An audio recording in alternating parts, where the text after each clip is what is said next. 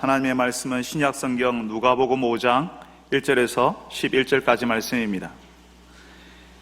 신약성경 누가복음 5장 1절에서 11절, 제가 가진 성경은 신약성경 95쪽입니다. 신약성경 95쪽 누가복음 5장 1절에서 11절까지 말씀을 저하고 함께 교독하겠습니다. 제가 먼저 1절을 읽습니다. 무리가 몰려와서 하나님의 말씀을 들을새 예수는 게네사렛 호숫가에 서서 호숫가에 배 두 척이 있는 것을 보시니 어부들은 배에서 나와서 그물을 씻는지라. 예수께서 한 배에 오르시니 그 배는 시몬의 배라. 육지에서 조금 떼기를 청하시고 앉으사 배에서 무리를 가르치시더니 말씀을 마치시고 시몬에게 이르시되 깊은 데로 가서 그물을 내려 고기를 잡으라. 시몬이 대답하여 이르되 선생님, 우리들이 밤이 새도록 수고하였으되 잡은 것이 없지만은 말씀에 의지하여 내가 그물을 내리리이다 하고, 그렇게 하니 고기를 잡은 것이 심히 많아 그물이 찢어지는지라. 이에 다른 배에 있는 동무들에게 손짓하여 와서 도와달라 하니 그들이 와서 두 배의 채움에 잠기게 되었더라. 시몬 베드로가 이를 보고 예수의 무릎 아래에 엎드려 이르되 주여, 나를 떠나소서, 나는 죄인이로소이다 하니, 이는 자기 및 자기와 함께 있는 모든 사람이 고기 잡힌 것으로 말미암아 놀라고 세베대의 아들로서 시몬의 동업자인 야고보와 요한도 놀랐음이라. 예수께서 시몬에게 이르시되 무서워하지 말라. 이제 후로는 네가 사람을 취하리라 하시니. 같이 읽습니다. 그들이 배들을 육지에 대고 모든 것을 버려두고 예수를 따르니라. 아멘. 사랑하는 주님, 이제 저희들이 다시 한번 주의 말씀을 들으려 합니다. 우리의 닫힌 귀를 열어주시고 우리의 어두운 마음을 밝혀주셔서 하나님께서 우리에게 무엇 알기를 원하시는지, 그래서 우리가 어찌해야 하는지 다시 한번 아는 시간, 깨닫는 시간 되게 하여 주옵소서. 예수님의 이름으로 기도합니다. 아멘. 처음 저희 가족이 대구에 와서 아이를 학교로 보낼 때에 처음에 아이 학교까지 차로 태워주고 한번 걸어갔던 것 같아요. 그리고 나서 그 다음에 우리 아이를 보냈는데 모르는 번호로 저에게 전화가 왔습니다. 우리 집 아이가 길을 잃고 헤매고 있는 것을 데리고 있다고요. 전에 한번 말씀드렸죠. 저는 그 전화가 보이스피싱인 줄 알았다고요. 갑자기 제 평범한 일상 가운데 끼어들어서 아이를 데리고 있다고 하니까 무슨 말도 안 되는 소리냐고 끊어버렸어요. 근데 다시 전화가 왔습니다. 우리 아이가 시장에서 헤매고 있는 것을 데리고 있다고요. 보니까 길을 잃은 것 같아서 보호하고 있다고 했습니다. 모르는 사람이 저를 굉장히 귀찮게 하는 것처럼 보였던 그 전화는 사실 나를 도와주고 내 아이를 찾아주는 고마운 전화였던 거죠. 저는 깜짝 놀라서 그분을 찾아가서는 그분께 감사하다는 인사를 몇 번이나 했습니다. 저는 그분이 고마운 사람이었다는 사실을 알기 전까지는 그분을 의심했고요. 심지어는 함부로 대하기까지 했습니다. 갑자기 내 일상에 끼어들어서 귀찮게 하고 말도 안 되는 소리를 한다고 생각했으니까요. 오늘 말씀해 보니까 시몬이라고 하는 사람이 나오는데요. 이 사람이 이날 굉장히 피곤했습니다. 이 사람은 어부였는데요.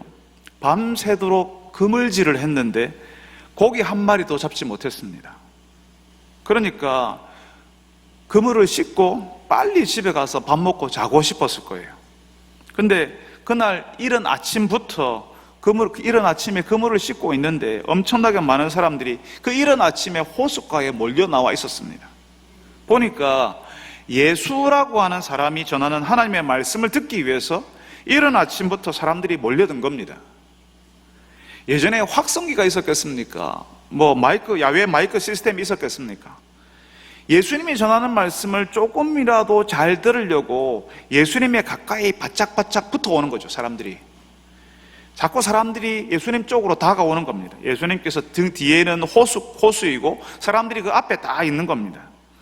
우리야 마이크 잘 돼 있어가지고 앞자리 다 비워놓고 혹시 침이라도 틀까봐 멀찌감치 앉아 있는데, 그 당시 사람들은 예수님의 말씀을 조금이라도 잘 듣기 위해서 계속 앞으로 나오는 상황이었던 거죠. 그러니까 예수님이 호수 쪽으로 자꾸 밀리는 형편이었어요. 그때 예수님께서 그물을 싣고 있던 한 배에 올라가셨는데, 그 배가 시몬의 배였습니다. 그물 싣고 있는데 빨리 가서 밥 먹고 잠이나 좀 자고 싶은데 예수님이 뭐라고 해요? 남의 배에 떡하니 올라와서는 배를 육지에서 조금 떼어줄 수 없냐, 이렇게 부탁을 하는 겁니다. 거기서 하나님의 말씀을 전하시겠다는 거죠. 귀찮아도 이렇게 귀찮을 수가 없습니다. 밤새도록 고기 한 마리 못 잡아서 허탈하고 속상한데 남의 배에 올라와서는 배를 육지에서 좀 띄워달라고 이야기를 하는 거죠. 그 배에서 말씀을 전하는 동안 시몬은 집에도 못 가고 꼬박 기다려야 됩니다. 시몬이 평소에 하는 일상이 있어요. 평소에 하는 방식이 있는데 그 일상이 다 깨지고 있는 겁니다. 근데 말씀 전하기를 마친 예수님이 시몬에게 더 황당한 이야기를 해요. 뭐라고요? 깊은 데로 가서 그물을 내려 고기를 잡으라. 아니, 지금 그물 씻고 있다고요. 밤새도록 그물질 했어요. 할 만큼 했어요. 그리고 지금은 그물을 씻고 있다고요. 밤새도록 그물질을 했지만 한 마리도 못 잡아서 오늘은 재수원 붙었다고 그냥 집에 가서 발 닦고 자고 싶은 그런 생각밖에 들지 않았을 텐데, 예수님이 뭘 안다고 깊은 데로 가서 고기를 잡으라고 하니까 시몬 입장에서는 황당하지 않았겠습니까? 짜증이 날 수도 있습니다. 사실 시몬은 동생 안드레를 통해서 예수님을 소개받은 적이 있었어요. 요한복음 1장에 보면 동생 안드레가 그럽니다. 내가 메시아를 만났다고 흥분해서 자기의 형 시몬에게 이야기했어요. 그렇지만 시몬에게는 크게 와닿지 않았던 모양입니다. 그래도 동생이 구원자라고 생각하는 분이니까 귀찮지만 존중하는 마음으로 자신의 배에 올라탄 거, 배를 육지에서 조금 떼라고 한 거 다 받아줬어요.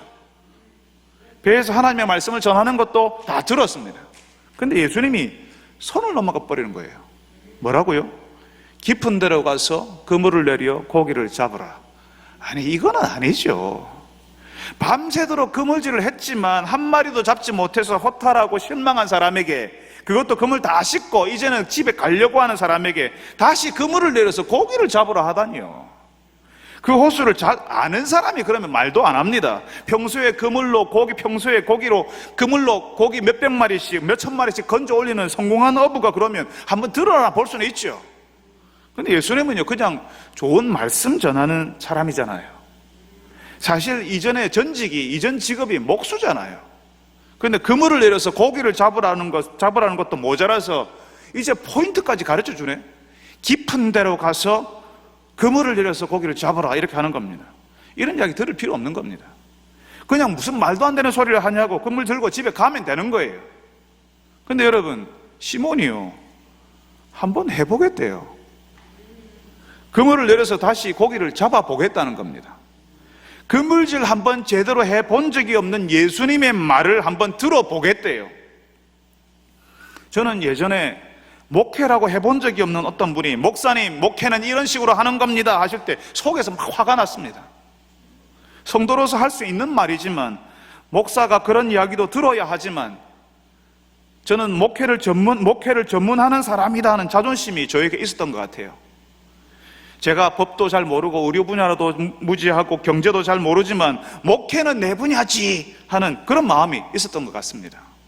시몬이요, 그물질을 해서 먹고 사는 그 일이 직업이에요. 그러니까 프로페셔널인 거죠. 프로였다고요.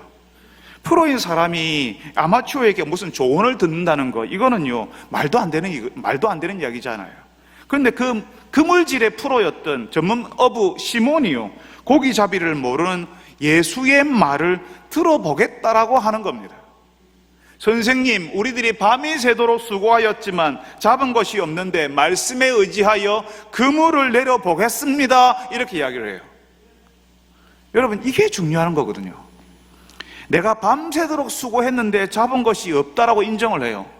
보통은요, 자존심이 허락하지 않거든요. 내가 못하고 있다는 사실을 인정하는 게 진짜 힘듭니다. 근데 내가 밤새도록 수고했는데 잡은 것이 없습니다 라고 인정하고 시작을 해요. 고백을 하고 시작해요. 우리가 교회 나오기 전에, 예수 믿기 전에 다 안 됐잖아요. 내 인생 열심히 수고해 봤지만 제대로 된 거 없었잖아요. 내 힘으로, 내 경험으로 해봤는데 안 됐으니까 교회 와서 예수님께 한번 매달려 보자라고 해야 되는데, 악착같이 예수님의 말씀을 듣지 않으려고 하는 분도 계세요. 이왕 교회에 왔고, 이왕 예수님께 왔으면 예수님의 말씀을 들어야 하는데 계속 자기 생각대로, 자기가 해오던 대로 하거든요. 그렇게 해서 안 됐는데 계속 그렇게 하면 계속 안 되죠. 될 수가 없죠.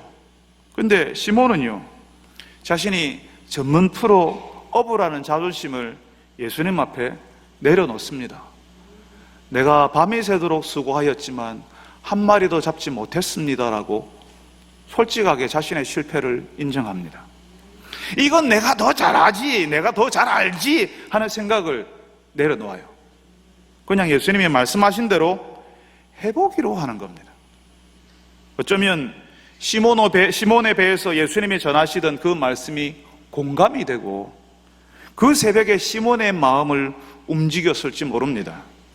한번 예수님이 하라는 대로 해보고 싶다는 마음이 찾아왔을지도 모릅니다. 그래서 그물 다 씻었는데 밤새도록 그물질 했지만 한 마리도 잡지 못해서 힘이 다 빠져있는 상태인데, 그래서 엄청 귀찮은데 시몬은 예수님의 말씀대로 깊은 데로 가서 그물을 내렸습니다. 여러분, 어떤 일이 벌어졌죠? 우리가 다 아는 이야기죠. 어떤 일이 벌어졌죠? 그렇게 하니 고기를 잡은 것이 심이 많아 그물이 찢어지는지라. 밤새도록 한 마리도 안 보이던 그 고기들이 지금 그물에 다 들어와 있는 겁니다. 갑자기 되기 시작하는 거예요. 고기가 너무 많아서 그물이 막 찢어지려고 했던 겁니다. 여러분, 예전에 그런 말 있었잖아요. 돈 세다가 잠들게 하소서, 돈 세다가 날 새게 하소서. 지금 시몬이 딱 그런 상황인 거예요. 고기가 너무 많이 잡혀가지고 그물이 찢어지려고 하는 겁니다. 도저히 혼자 할 수 없어서 친구들 불러가지고 동업자들 불러가지고 고기를 막 담아야 됐어요. 얼마나 많은지 배 2대에 고기가 가득 차서 물에 잠길 지경이었다라고 이야기합니다. 예수님이 말씀하신 대로 해보니까 이런 일이 일어났다는 거죠.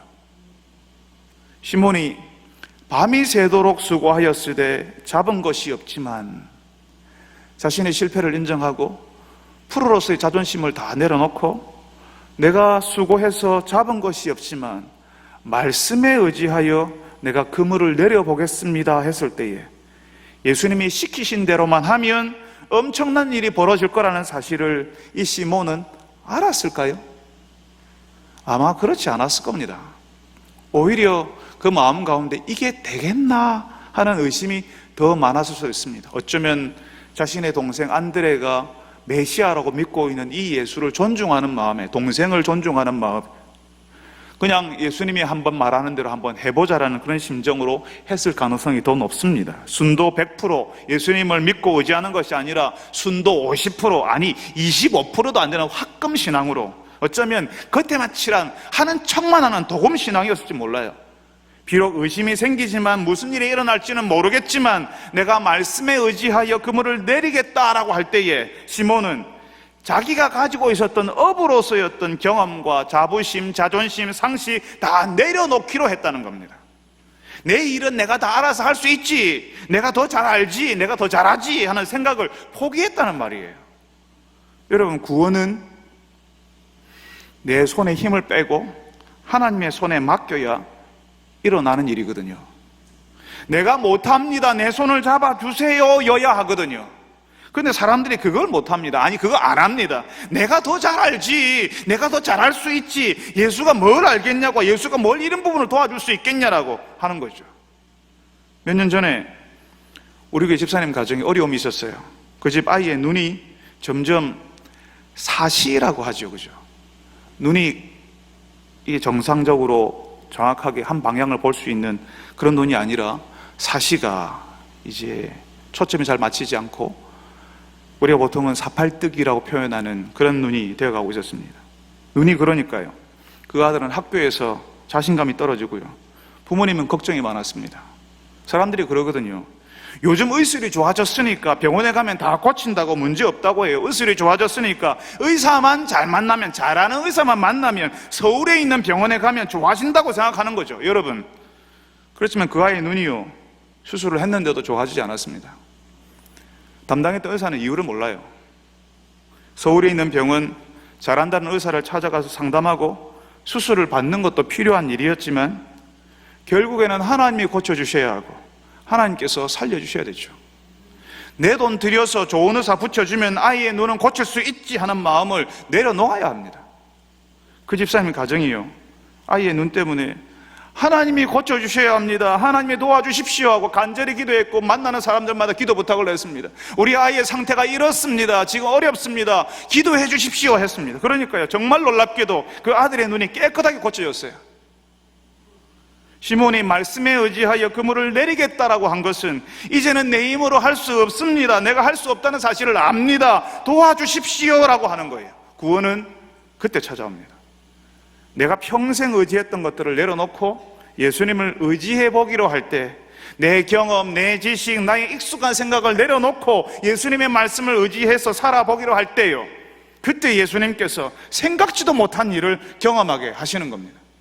안 되던 일이 되고 막혔던 길이 열리는 기적이 일어나는 거죠. 여러분, 내 경험을 내려놓고 내 생각을 내려놓고 예수님을 의지해 보는 분들이 되시기를 바랍니다. 내가 할 수 없는 일 앞에서, 어쩔 수 없는 형편 아래서 예수님, 이제는 내 힘으로는 안 됩니다, 내가 할 수 없다는 것을 압니다, 도와주옵소서 하고 예수님께 엎드리는 여러분들이 되시기를 바랍니다. 여러분, 어부의 꿈이요, 어부의 꿈이 만선이에요. 배 한가득 고기 잡는 거죠. 그 배에 고기를 가득 싣고 이제 집으로 돌아오는 거죠. 바로 조금 전까지 피곤하고 지치고 허탈한 시몬이었는데 지금 배 두 대가 가득 잠길 정도로 고기를 잡았습니다. 펄쩍펄쩍 뛰면서 즐거워할 만하지 않습니까? 잔치해야 돼요. 우리가 다 그런 일을 바라거든요. 우리 기도 제목이 그런 거예요. 하나님 잘 되게 해주십시오, 많이 가지게 해주십시오, 높이 올라가게 해주십시오, 우리가 다른 사람들에게 떵떵거리며 살 수 있도록, 우리 힘들지 않도록 좀 가지게 해주십시오. 이게 우리 기도 제목이에요. 시몬에게요, 그렇게 우리가 고대하던 그런 일들이 시몬의 인생에 일어났던 겁니다. 근데 이 시몬 베드로가요, 이상한 이야기를 해요. 오늘 우리가 읽은 말씀 8절에 예수의 무릎 아래에 엎드려 주여 나를 떠나소서, 나는 죄인이로소이다 라고 이야기합니다. 여러분, 만선이잖아요.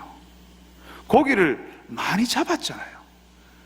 밤새도록 한 마리도 잡지 못하다가 배 두 대에 고기를 가득 잡게 되는 엄청난 일이 벌어졌잖아요. 그럼 춤을 추고 기뻐해야 되잖아요. 그래도 모자랄 판에 지금 무슨 말이에요? 이 베드로, 이 시몬이요, 주님, 내가 죄인입니다, 나를 떠나주십시오 라고 얘기하는 겁니다. 내가 죄인이라고 얘기하는, 갑자기 죄 이야기가 왜 나와? 내가 죄인입니다 라고 얘기하는 거죠. 이 무슨 어울리지 않는 말이에요. 교회 다니는 많은 사람들이 경제적으로 잘 되어서, 자녀가 학교에 들어가서, 직장에 들어가서 그것 때문에 하나님께 감사하고 기뻐합니다. 하나님 앞에 감사하고 아는 사람들을 모아서 밥도 한번 사고 정말 기뻐요, 하나님이 도와주셨어요, 이렇게 이야기해요. 그런데요, 하나님을 제대로 만난 사람, 하나님의 은혜를 경험한 사람들이 공통적으로 보이는 반응, 공통적으로 가지는 정서가 있습니다. 하나님을 제대로 만난 사람들이 보이는 공통적인 반응, 단일한 정서, 하나님을 만났을 때 제일 먼저 알게 되는 지독한 지식이 하나가 있다고요. 그게 뭐냐 하면 내가 하나님 앞에서 죄인이라는 것입니다. 그전에는 알 수 없어요.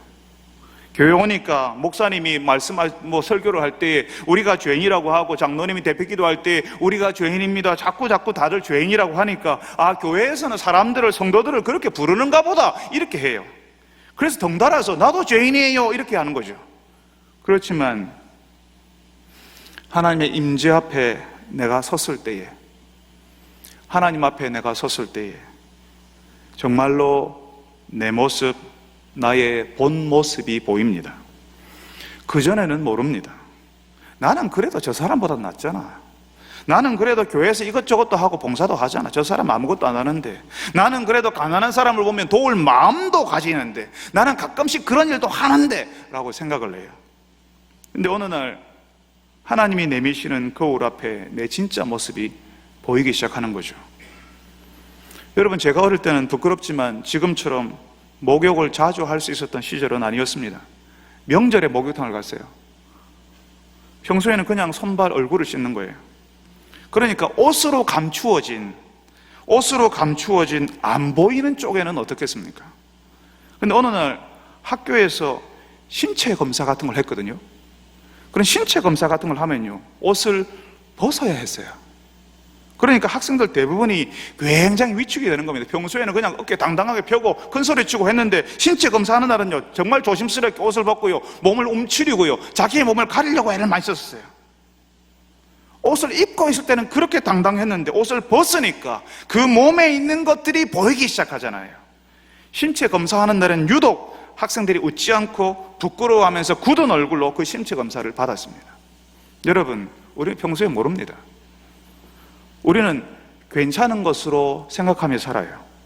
그런데 하나님의 말씀의 빛이 우리에게 비추어질 때에, 어느 날 하나님께서 우리 인생에 찾아오실 때에, 그때 우리는 잊고 있었던 우리의 진짜 내 모습, 내 악하고 추한 모습, 내가 심지어는 모르고 있었던 내 안에 흉측한 모습이 보이기 시작하는 겁니다.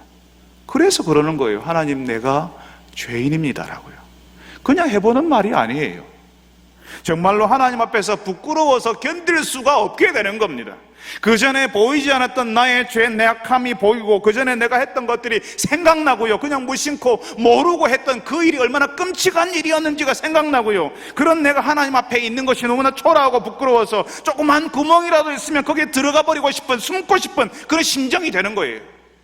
하나님 앞에서 고개 주셔둘 수 없어서 하나님이 나를 어떻게 처분하셔도 나는 할 말이 없습니다 하는 그런 심정을 가지게 된다고요. 그런 마음밖에 가지지 않는 거예요. 여러분, 만약 지금 하나님께서 여러분을 부르셔서 하나님 보좌 앞에 여러분이 서 있다고 생각해 보세요. 우리가 한 일을 다 알고 계시고, 우리가 누구인지, 우리의 상태가 어떤지 다 아시는 심판주 앞에 우리가 마지막 때 딱 섰다고 생각해 보세요. 그 앞에 어느 누구도 고개를 뻣뻣하게 쳐들고 오만한 마음으로 서 있을 수 없습니다. 그 하나님 앞에 두려워서 견딜 수 없게 되는 겁니다. 하나님의 영광에 압도되어서 정신을 차리지 못하게 될 겁니다. 그저 하나님께서 처분하시는 대로, 그저 하나님께서 말씀하시는 대로 순종할 따름이고, 그 말씀 앞에 따르겠다는 그런 마음뿐일 겁니다. 예수님을 믿으면 우리 사업이 잘 되기도 해요. 병자가 고침을 얻을 수도 있습니다. 안 되는 일이 되고, 우리 자녀들이 학교도 잘 들어가고요, 직장도 사람들이 부러워하는 직장에 들어갈 수 있습니다. 그런데 여러분, 그런 일은 교회 안 다니는 사람도 경험합니다. 우리보다 사업을 더 잘하고요, 돈도 더 많이 벌고요, 어려운 병이 낫기도 해요. 좋은 학교, 좋은 직장에 예수 안 믿는 사람들의 자녀들이 더 많이 들어갑니다. 예수를 믿어야지만 그런 일이 일어나는 거 아니에요. 예수님을 믿는 사람들에게만 일어나는 일. 좋은 학교에 들어가고 우리 자녀들이 좋은 직장에 들어가는 것은 예수 안 믿어도 들어갈 수 있는 일이고 일어나는 일이지만, 예수님을 믿는 사람들에게만 일어나는 일, 진짜로 하나님의 은혜를 누리는 사람들에게 찾아오는 일은 우리가 하나님 앞에서 죄인이라는 사실을 발견하는 겁니다. 예수님을 믿는 사람들에게만 일어나는 일이라고요. 그 사실을 발견하는 순간 그 사람의 인생이 바뀝니다. 그 인생이 바뀐다는 말은 그 사람의 속사람, 그 내면의 변화가 일어나기 시작한다는 말이에요. 그때부터 시작하는 거예요. 자신이 죄인이라는 사실을 모르면, 발견하지 못하면, 하나님께서 그 마음의 빛을 비추어야만 보이는 그 죄인됨을 알지 못하면 절대로 그 마음의 변화, 그 속사람의 변화는 일어나지 않습니다. 예수를 믿어도, 교회를 오래 다녔어도 겉모양은 바뀌는 것 같은데 그 속이 변하지 않지요. 교회 문화에 익숙해서, 교회에서 쓰는 말에 익숙해져서 오랫동안 교회를 다닌 것처럼 잘 하는 것처럼 보이지만 그 속은 바뀌지 않습니다. 예수를 10년, 20년 믿어도 여전히 세상 사람들이 하는 악한 모양은 다 가지고 사는 거죠. 여전히 사람들을 아프게 하고 힘들게 하는데 정작 자신은 그렇게 하고 있다는 사실을 모르면서 살아요. 여러분, 교회에 와서 구해야 하는 게 있습니다. 저는 성도들의 아픔을 보면서 하나님께서 치유해 주시기를 간절히 고대하게 됩니다. 성도들이 경제적으로 힘든 것을 보면서 하나님께서 좀 풀어주시면 좋겠다 하는 소원을 가져요. 그런데 하나님께 가장 간절히 기도하는 것이 있습니다. 그게 뭐냐 하면, 하나님, 이 사람들이 자신이 죄인인 것을 알게 해주십시오. 하나님 앞에서 자신의 진짜 모습을 보게 해주십시오. 자신이 얼마나 악한지, 자신이 얼마나 부끄러운 사람인지.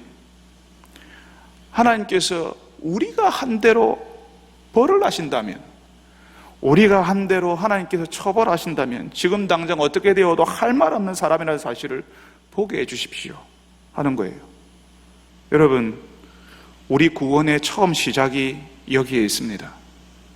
그 신앙이 자라고 그 속사람이 변한다고 할 때 그 처음은 바로 자신의 죄인됨을 아는 거예요. 그리고 그 사람이 성숙해지고 있다는 증거도요, 자신이 얼마나 끔찍한 죄인인지를 아는 거예요. 예전에 제가 이가 좋지 못해서 치과 치료를 받으러 갔는데요, 그 치과에 가니까 제 이 사진을 찍어서 컴퓨터 화면에 크게 확대해서 보여주더라고요. 제가 그냥 이를 닦을 때는요 그렇게 나쁘지 않다고 생각했거든요. 근데 사진을 찍어서 보여주니까요, 거기에 있는 간호사가 같이 보고 있잖아요. 너무 부끄럽더라고요. 이가 다 썩어서 흉측한 모양으로 딱 있는데 저는 몰랐거든요. 근데 사진으로 딱 찍혀서 컴퓨터 화면에 크게 보이니까, 아, 나는 이 치료 받을 필요 없지, 나는 괜찮지, 문제 없지, 이렇게 할 수가 없었어요. 다 보이거든요.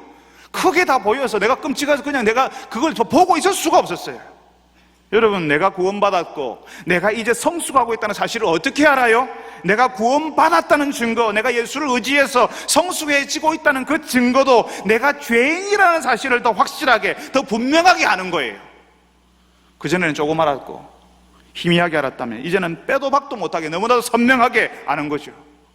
성숙할수록 내가 그런 사람이었다는 사실을 더 잘 아는 겁니다. 내가 도저히 어떻게 할 수 없는 죄인이니까 하나님의 은혜를 의지하고요, 예수님을 믿고 따르는 거예요. 그리고 그 죄인이라는 사실을 아니까 예수님께 내 악함, 내 죄를 내어놓고 용서를 구하려 하고 치유를 얻는 겁니다. 마치 제가 치과에서 크게 찍은 내 썩어버린 이를 바라보고 부끄러워하지만 입을 크게 벌리고 그 이를 드러내어야 되잖아요. 나의 환부, 나의 부끄러움을 드러내어야 그때부터 치유가 시작되잖아요. 성숙할수록 죄를 깊이 이해하고요, 성숙할수록 하나님의 은혜에 깊이 감사해요. 내가 깊은 죄인이라는 사실을 아니까 다른 사람들에게 관대해주고요, 하나님이 나에게 주신 그 사랑, 그 치유를 다른 사람들에게 알려주려고 하는 거죠. 흘려보내는 거죠. 그러니까 죄인이 아니라고 하는 사람은 하나님의 은혜를 알 수 없습니다. 내가 죄인이라는 사실을 안 것 그 자체가 하나님의 은혜라고요. 내가 죄인인 줄 알아야 치유가 시작돼요. 회복이 일어나기 시작한다고요. 여러분, 우리가 왜 교회에 와서 죄인 하는지 아시겠습니까? 그 죄인됨을 알아야 구원이 시작되고 예수 신앙이 시작된다고요. 그제서야 비로소 예수님을 따를 수가 있어요. 그렇지 않으면 예수님을 이용하는 사람, 내 기분대로 예수님을 이리 가라 저리 가라 하는 그런 사람이 돼요. 예수님, 내가 해달라고 했잖아요, 왜 안 해주셨어요? 예수님 참 너무하네요. 그런데 내가 죄인됨을 알면 예수님을 따르는 사람이 된다고요. 시몬은 처음에 예수님이 깊은 데로 가서 그물을 내려보라 했을 때에, 선생님, 내가 한번 그렇게 해보겠습니다 했어요. 좋은 선생님이니까, 동생 안드레가 따르는 분이니까 좋은 마음으로 한번 해보자 했던 거죠. 선생님이 해보라 하시니까. 그런데 물고기가 2배에 가득 잡혔잖아요. 그러니까 시몬이요, 예수님에게 뭐라고 하냐면 주여라고 이야기해요.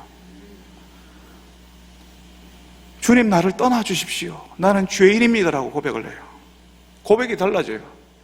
우리가 그물질 한 번에 얼마나 많은 고기가 잡히는지를 우리는 몰라요. 그물이 얼마나 큰지, 그물 한 번에 평소에 보통은 일반적으로 얼마나 잡히는지는 모르니까 2배 가득 잡혔대 할 때 그럴 수 있겠지, 그냥 우리는 그렇게 넘어가요. 그런데 매일 그물질 하는 프로 전문 어부들에게는요, 지금 자기의 눈앞에 벌어지는 이 현상이 하나님이 아니면 될 수 없다는 사실을 아는 거죠. 전문적으로 아니까 더 자세히 보이는 거예요. 이건 도무지 사람의 힘으로 안 되는 일인 거죠. 그래서 뭐라고 해요? 처음에는 선생님 했지만 지금은 주님이라고 하는 겁니다. 주님, 나를 떠나 주십시오, 나는 죄인입니다. 예수님이 어떤 분이신지 비로소 깨닫는 순간이었던 거죠. 시몬의 눈이 열리는 순간이었습니다. 예수님이 좋은 선생님 정도가 아니라 주님, 하나님이시라는 사실을 깨달으니까 그 앞에서 자신이 죄인이라는 사실이 저절로 보이더라는 겁니다. 여러분, 시몬 베드로가 하고 있는 이 고백은 아무나 할 수 있는 고백은 사실 아닙니다. 오직 하나님 앞에 서 있어 본 사람만 할 수 있는 고백입니다.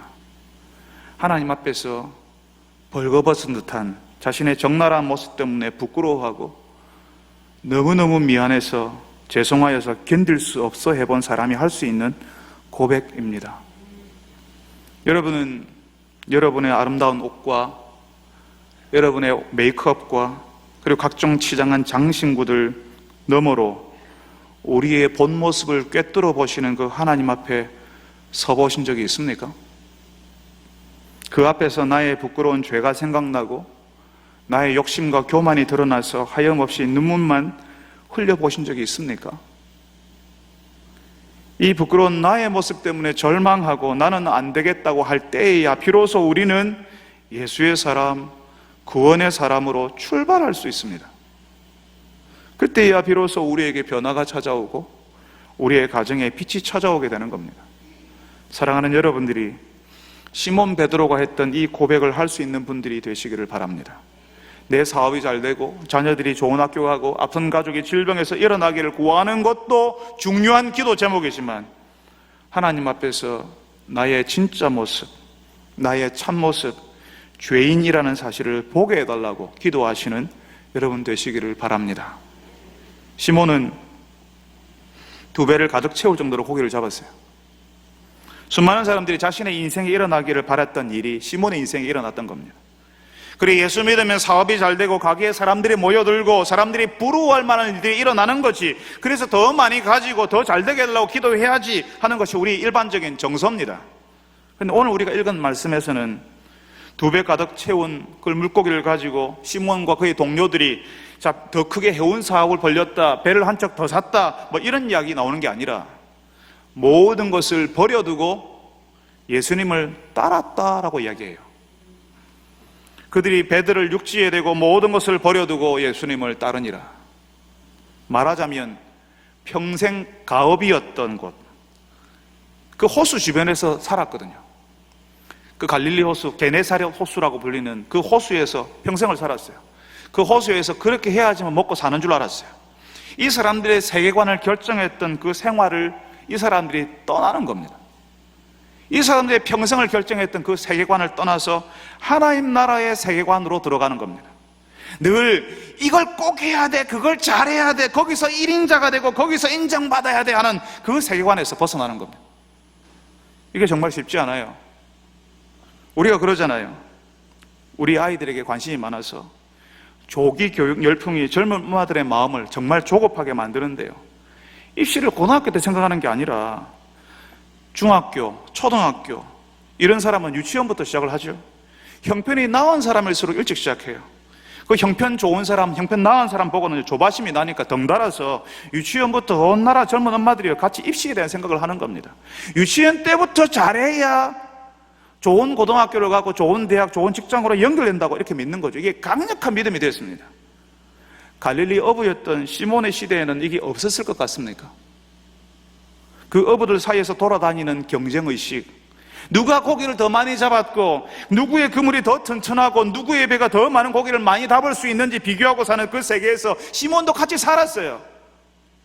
예수님을 따른다는 것은 바로 그 세계에서 빠져나와서 하나님의 나라의 세계관, 하나님 나라가 추구하는 가치로 들어가는 겁니다.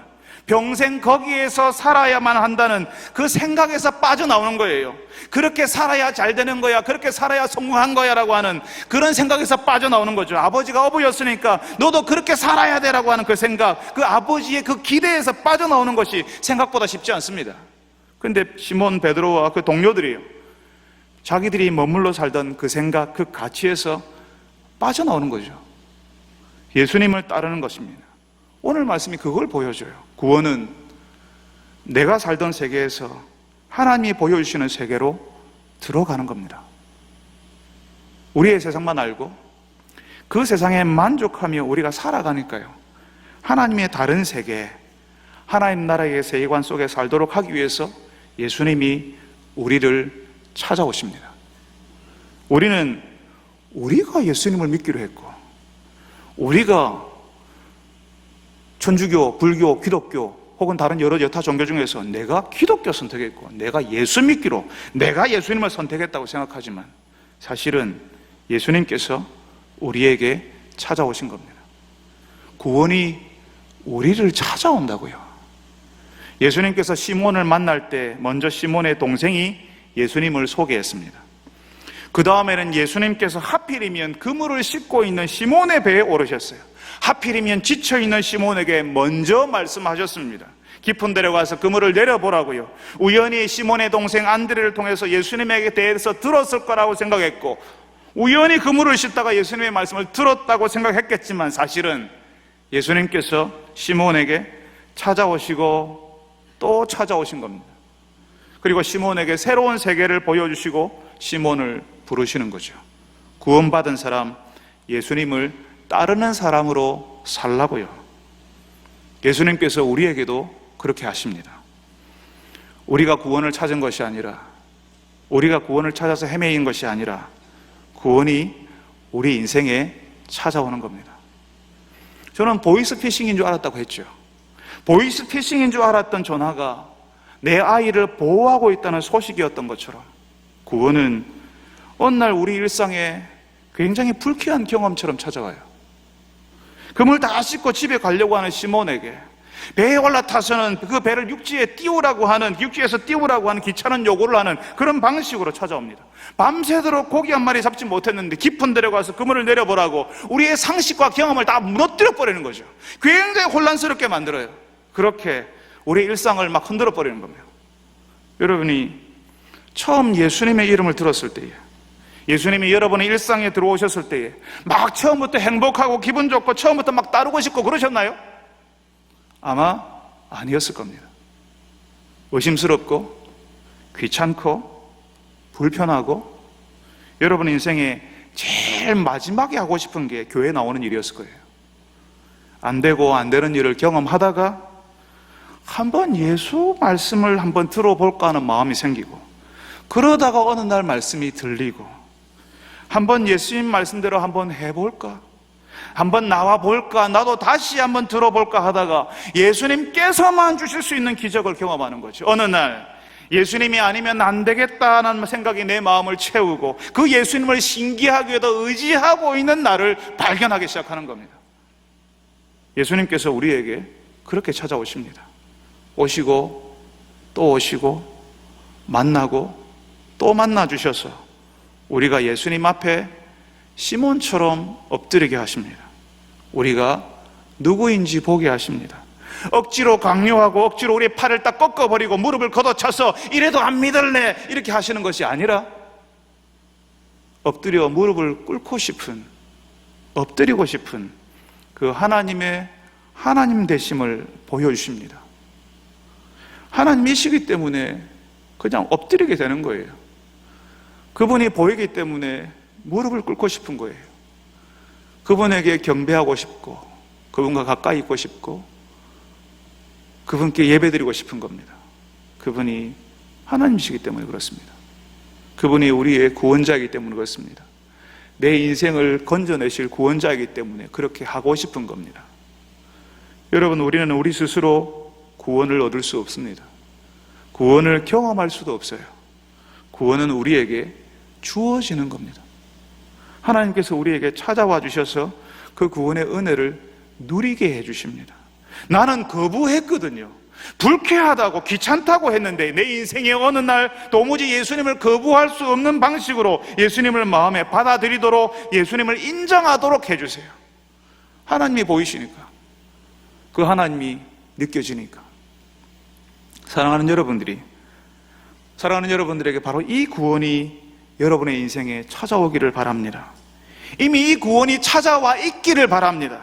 어느 날 내 일상 속에 친구가 가보자고 해서, 내 부모님이 믿으라고 해서 정말 부담스럽게 불편하게 끼어든 이 구원이 사실은 하나님의 놀라운 선물인 것을 알게 되기를 바랍니다. 내 인생에 이 구원의 기쁨을 주시려고 한 번만이 아니라 계속 찾아와 주신 예수님께 감사하는 여러분들이 다 되시기를 바랍니다.